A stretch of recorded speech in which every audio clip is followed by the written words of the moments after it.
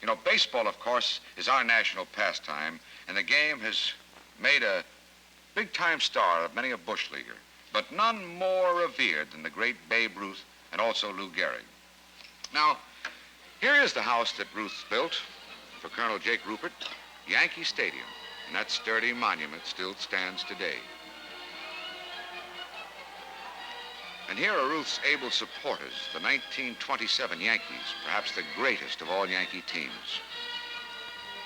With this famous grip, in those spindly legs, the Babe hit a record 714 home runs, 60 in one season. The Iron Horse himself, Lou Gehrig, the man who lived in the shadow of Ruth, also had tremendous power. He could hit as hard as anybody who ever played the game.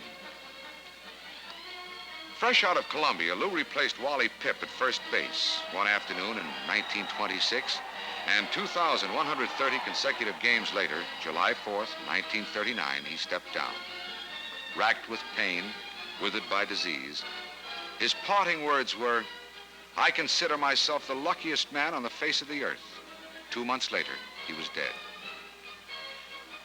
In contrast to the steady, methodical Gehrig, there was the flamboyant Big Bambino. Here's the immortal Walter Johnson pitching to the Babe in an old-timers game. This was the last day that Ruth hit at the stadium.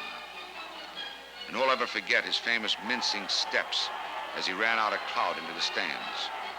Ruth was a great showman, both on and off the field.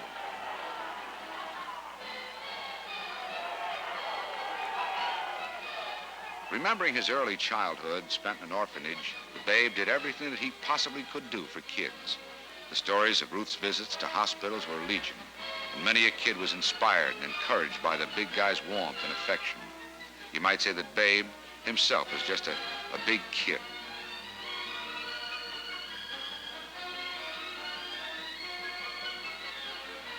Here, Babe returns to his home, the stadium, but it's an older Babe Ruth now, a weary Babe Ruth, a Babe Ruth on the wane.